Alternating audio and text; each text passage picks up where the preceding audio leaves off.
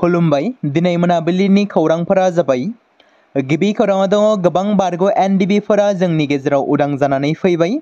नाथाय दायो एनडिबिनि गायसनगिरि एनडिबिनि आफादगिरि रन्जन दैमारि बिथाङा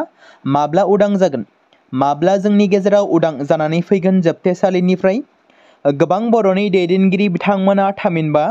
बिटिआर खुंथायाव थानाय गोबां दैदेनगिरि आरो माखासे आफादफोराबो बिथां डिआर नाब्लाखौ उदां खालामनांगौनि थाखाय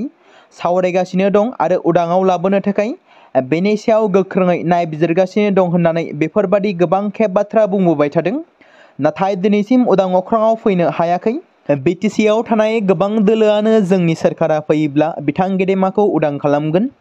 जोंनि पार्टिया गोहोआव फैयोब्ला जों उदां खालामगोन बेफोरबादि बुंबोदों आरो गोबां बर'नि आफादनि गोजौ थाखोनि दैदेनगिरिफ्राबो बुंबोदों दा बे बेलायाव बर' रायजो राजाफोरनिसिम सोंथि रन्जन दैमारि बिथांखौ जोबथेसालिनिफ्राय बबे मोनसे राजखान्थि हान्जाया एबा पार्टिया उदां खालामनो हागोन बेबो बुङो उदां खालामगोन बेबो बुङो जों उदां खालामगोन दा बे बेलायाव बिपिएफ इउपिपिएल एपिबि आरो बिजेपि दोलो बबे मोनसे राजखान्थि दोलोआ गेदेमा रन्जन दैमारिखौ उदां खालामनायाव नांथाबगोन कमेन्टनि गेजेरजों नोंथांमोना फोरमायहरनो हागोन नैथि खौराङाव दङ दासान्दि बिटिसि बिसायख'थिखौ बिथा खालामनानै गावबागाव दोलोनि फोसावदिंनाय जयनिं खालामनाय रेलि खालामनाय हाबाफारिफोरा गोख्रोङै सोलिगासिनो थानायखौ नुनो मोननाय जादों बेबायदिनो चिरां जिल्लायाव खुंजानाय बिपिएफ दोलोनि ब्लेसिं रेलि एबा बोर बिनाय हान्जा सुरनाय हाबाफारियाव रोजा रोजा हारि जनगोष्ठी सुबुंफोरनि दोहौ फैबाय थानाय बिटिसि बिसायख'थिनि थाखाय बिपिएफ पार्टिया दासान्दि माखासे जिल्लानि दाब दाब जायगाफोराव ब्लेसिं रेलि हाबाफारि लागासिनो दं बेबायदिनो थांनाय सानखालि एबा मैयाबो काजलगांव चालजरा गेलेग्रा फोथारनिफ्राय जागायनानै मोनसे गेदेरथार सुबुंगौमा हान्जा सुरनाय हाबाफारि बानजायो बे रेलियाव चिरां जिल्लानि बिटिसि बियाबनिफ्राय गुबुन गुबुन दैदेनगिरि मावथि सोद्रोमाफोरजों लोगोसे गोबां सुबुंफोरा बाहागो लादों बिपिएफनि रोजा रोजा सोद्रोमाफोरा रंजानानै आरो जै होनानै काजलगांव बाजारनि नब्लाङाव हान्जा सुरनायनि उनाव मोनसे मेहेरगोनां सावरायमेल खुंफुंनायबो जायो बे सावरायमेलावनो बिटिसिनि बारग' चिफ एबा बिपिएफनि आफादगिरि हाग्रामा महिलारिया फैगौ बिटिसि बिसायख'थियाव बिपिएफ दोलोआ बांसिन भट मोननानै आरो बांसिन मेजरिटि लानानै फिन सोरखार दाफिनगोन होनना गोख्रों बाथ्राखौ रायजो राजाफोरनि सिगाङाव फोरमायथिदों थामथि खौराङाव दङ 2012 मायथाइनि हारियारि दाङाबाजि थामहिनबा गुबुन गुबुन हारि माहारिनि गेजेराव बुथारलायनाय जाथाय समाव साबा दायनिगिरिफोरखौ साजा फोसावदों जेराव मोनसे मुगैथाव जाथाय जादोंमोन 2012 मायथाइनि जुलाइ दानाव चिरांनि बिजनियाव जादोंमोन 2012 मायथाइनि दाङाबाजि समाव बिजनि हास्रावबारियाव रत्नेश्वर बसुमतारी मुंनि सासे बर' सुबुंखौ गोबौ हाथियार लानानै गाग्लोबना बुथारदोंमोन दुथां सुबुंफोरा बे गोबाव बोसोरनि उनाव बुथारग्रा दायनिगिरिफोरनि सायाव जोबथेसालिया साजा फोसावदों साजा फोसावनाय बायदिब्ला जाथायाव लोब्बा थानाय साबा दायनिगिरिफोरनि सायाव बङाइगावआव स्पेशेल सिबिआइ बिजिरसालिया राय होदों जर'खा बिजिरगिरि मौसुमि देनि बिजिरसालिया बे गोनांथार रायखौ होदों बिजिरसालिनि साजा बादियै साबा दायनिगिरिफोरखौ जिउ जोबजासिम जोबथेसालिनि साजा फोसावनानै होबाय मख'नो गोनांदि बे बुथारग्रा दायनिगिरिफ्रा गासै 7 सोद्रोमा दंमोन बेनिनो सासेया जोबथेसालियाव जिउ गोमादों आरो गुबुन सासेया दासिम खारखोमानानै दं बिजिरसालिया जेनहुद्दिन शेख आब्दुल कालेक नबी हुसैन बबीबुर आरो उस्मान आलीखौ जिउ जोबजासिम जोबथेसालिनि साजा फोसावो आसाम सोरखारा मोन 10 उफ्रा लोगो जिल्लाफोर दानो फोसावदों गोदानै गायसनजानाय लोगो जिल्लाफोरा जाबाय कामरुप जिल्लायाव बक' जयगाव आरो पलासबारि सनितपुर जिल्लायाव बरसला आरो राङापारा जरहाटआव मरियनी आरो टियक तिनिसुकियायाव माकुम आरो दिगबई काछार जिल्लायाव दलाई आरो गवालपारायाव दुधनৈ बेजों लोगोसे रायजोआव बे खुंथायारि खोन्दोफोरनि गासै अनजिमाया मोन 49 जागोन आसामनि गिबि मन्थ्रिनि मावख' थामहिनबा ससियेल मिडिया एक्सआव मोनसे पस्टनि गेजेरजों फोरमायदों एबसुनिफ्राय गोबाव समनिफ्रायनो खावलायनाय बादियै दिनै मोनसे गोनांथार माइल खुन्थिया सहैबाय मानोना बड'लेण्ड मुलुगसोलोंसालि उदालगुरि केम्पासखौ बिटिआरनि गाहाय मावफुं सोद्रोमा प्रमद बर'जों लोगोसे भाइस चेन्सेलर प्रफेसर बिएल आहूजा आरो बड'लेण्ड मुलुगसोलोंसालिनि रेजिस्ट्रार डक्टर सुबुं बसुमतारीजों लोगोसे गोबां मानगोनां सुबुं सोलोंथाइगिरि प्रिन्सिपाल बैसोगोरा फरायसा आरो दिथागिरिफ्रा बेखेवना होनायाव बाहागो लायो बे केम्पासआ गिबियाव उदालगुरि फरायसालिमायाव मोनथाम बिफानफोर राजखान्थि बिगियान सोलोंथाइ आरो बर'जों जागायजेननानै उदालगुरि फरायसालिमायाव खामानि मावगोन, जाय 2025 मायथाइनि सोलोंथायारि बोसोराव आलासि फोरोंगिरिफोरजों जागायजेनगोन। अरुणाचल प्रदेशआव माखासे साननिफ्रायनो गोबां अखा हाबाय थानायनि जाहोनाव खैफोदनि थाखोखौ सिमफायनानै जिया बराली दैमाया सनितपुर जिल्लायाव गिख्रंथाव महर लाफैदों।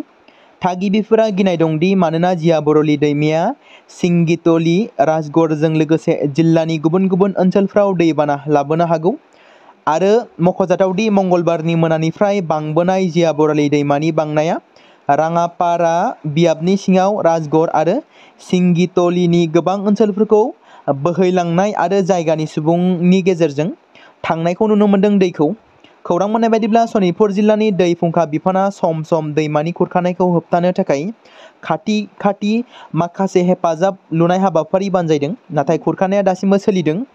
थागिबिफोरा जिल्ला खुंथाय आरो सोरखारनिफ्राय सिंगितली, राजगड़ आरो बेरा जननि गुबुन गुबुन ओनसोलफोराव जानाय खुरखानाय जेंनाखौ सुस्रांनो दाबि दैखांदों। भारतनि बयनिख्रुइबो गोजौसिन रैखाथि गोहोनि गिबिसिन आइजो मावख'गिरि स्पेशेल प्रोटेक्शन ग्रुप थामहिनबा SPG, जायखौ गाहाय मन्थ्रिनो रैखाथि होनाय एबा बडीगार्ड हिसाबै होनाय जायो, बयनिबो गोसोखौ बोनो हादोंदि मणिपुरनि सेनापति जिल्लानि कैवी गामिनि आइजोआ आदर्श कपेसा, जाय कपेसानि बे दावबायनाया ओरैबायदि मख'जाथाव जेराव आइजो मावख'गिरिया गाहाय मन्थ्रिखौ रैखाथि होनो जायगा मोनदों। अदेशा कपेसाया हौवा गोहोम गोनां हादोराव सासे आइजो महरै सासे रल मडेल लादों। मख'नो गोनांदि SPG कपेसानि सोफादेरनाया थुलुंगा गोनां। कपेसाया गावनि सोलोंथाइखौ मणिपुरनि गंसे जायगायारि फरायसालियाव फोजोबदोंमोन, फिन सशस्त्र सीमा बलआव हाबदोंमोन। बिथांजोआ SPGनि गावनि जिउ राहाखौ जुरिजेननानै बिथाङा उत्तराखन्डनि पिथौरगढ़आव 55टी बेटालियनाव मान होनानै हाबा मावदोंमोन। बेनि उनाव बिथाङा बे रैखाथिखौ लासैनो जायगा आवग्रिनो हायो। मिरु सोरखारनि हांख्रायनायाव चिरां जिल्लानि बार'भुटान सिमायाव थानाय कुमारसालि BCDC-नि आफादगिरि दीपांकर नार्जारी आरो बिथांनि बिसि 8 नं गौजनपुरी जेवारी गुदि फरायसालिनि फोरोंगिरि सुकुश्री बाला ब्रह्मआ हादोरनि राजथावनि लाल किल्लायाव खुंफुंजानो गोनां 79थि उदांस्रि सान हाबाफारियाव बाहागो लागोन। 15 आगस्त खालि उदांस्रि सान फालिथायनि थाखाय गाहाय मन्थ्रिनि मानगोनां आलासि महरै दीपंकर नार्जारी आरो सुकुश्री बाला ब्रह्मआ मंगलबाराव गोदान दिल्ली थांनो थियारि जादों। भाइब्रेन्ट भिलेज प्रग्रामआ सिमा ओनसोलफोरखौ जौगाहोनाय, हादोर अनफावरि सानस्रिखौ बांहोनाय आरो गोग्लैसोनाय गामिफोरखौ सुबुंफोरनो हादोरनि दावगानायजों लोब्बा खालामनायनि थांखिजों भारत सोरखारनि मोनसे मख'जाथाव आगान होननानै बुंनो हायो। बरायनाय हाबाफारिनि समाव बेटेलियननि कामान्डार सुशील कुमारआ गावनि बिबुंथियाव बुंदोंमोन दि उदांस्रि सानखालि जिउगोनां गामियारि हाबाफारियाव मुंदांखा सुबुंफोरनि बाहागो लानाया हादोरनि फारसे खौसेथि आरो बाउसोमनायखौ बांहोनायाव गोनांथार बिफाव लायो। बे समाव मोनसे गोनां फोसावथाय बर' सावथुन नायनानै मोजां मोनग्रा गासै बर' रायजो राजाफोरनि गेजेराव लानानै फैदों मोनसे बर'नि OTT प्लेटफर्म गोनां, जाय प्लेटफर्मनि गेजेरजों नोंथांमोना बर'नि गोदान गोजाम सावथुनफोरखौ नुनो मोनगोन। थांनाय माखासे बोसोर सिगां बर'नि गेजेराव लानानै फैनाय निउबो एप बायदिनो फिन आरोबाव लानानै फैदों बर' रायजो राजाफोरनि थाखाय। बे बाथ्राखौ मख'नाया गोनांदि 2025 मायथाइनि जानुवारि दानाव ओंखारनाय आंगो स्ट्रीम मुंनि मोनसे OTT प्लेटफर्म गोनां निउबो एपनि गेजेरजों नोंथांमोना गोबांथार बर'नि सावथुनफोर जेरै ट्रेजेडी, रमान्टिक, एक्शन आरो कमेडीजों बुंफबनाय सावथुनफोरखौ नुनो मोनगोन, जेरै सनानि नखर, थांखि गैयै समाज, अनसुला आफा, हिर', बिमा बायदि बाजै, अर, थैसाम, वान्टेड, संदान आरो रं नाम्बार बायदि सावथुनफोरा मख'जाथाव। बेफोर सावथुनफोरखौ नायनो थाखाय नोंथांमोना गिबियावनो आंगो स्ट्रीम एपखौ गावनि मबाइलाव थानाय प्ले स्ट'रनिफ्राय डाउनल'ड खालामनानै लोगोसे इनस्टल खालामनानै गावनि मबाइल नाम्बारजों लगइन खालामनानै लाग्रोनांगोन। बेनि उनाव नोंथांमोना गोबांथार नुनो मोनै सावथुनफोरखौ गुगोल पे, फन पे आरो पेटिएमजों रं नाम्बार सावथुनखौ नायनो थाखाय 60 रां आरो संदान सावथुनखौ नायनो थाखाय 80 रां, वान्टेड सावथुनखौ नायनो थाखाय 60 रां, थैसाम सावथुनखौ नायनो थाखाय 60 रां बेबायदिनो गोबांथार नुनो मोनै सावथुनफोरखौ नायनो थाखाय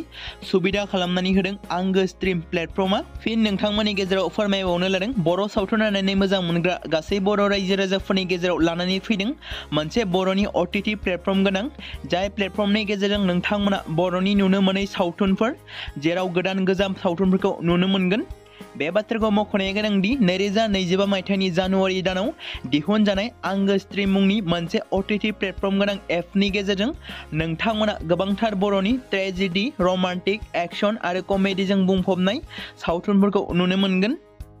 जेरै रं नाम्बार, संदान, वान्टेड, थैसाम, अर, बिमा बायदि बाजै, हिर', अनसुला आफा, थांखि गैयि समाज, सनानि नखर बायदि बायदि सावथुनफ्रा मख'जाथाव। बेफोर सावथुनफोरखौ नायनो थाखाय नोंथांमोना गिबियावनो आंगो स्ट्रीम एपखौ गावनि मबाइलाव थाखानाय प्ले स्ट'रनिफ्राय इनस्टल खालामनानै गावनि मबाइल नाम्बारजों लग इन खालामखांनायनि उनाव नोंथांमोना गोबांथार नुनो मोनै सावथुनफोरखौ गुगोल पे, फन पे आरो पेटिएमजों रं नाम्बार सावथुनखौ नायनो थाखाय 60 रां, संदान सावथुनखौ नायनो थाखाय 80 रां, वान्टेड सावथुनखौ नायनो थाखाय 60 रां, थैसाम सावथुनखौ नायनो थाखाय 60 रां, बेफोरबायदिनो अर सावथुनखौ नायनो थाखाय 60 रां पे खालामनांगोन। बेबायदिनो गोबांथार नुनो मोनै बर' सावथुनफोरखौ नायनो थाखाय सुबिदा खालामनानै होदों आंगो स्ट्रीम प्लेटफर्मआ।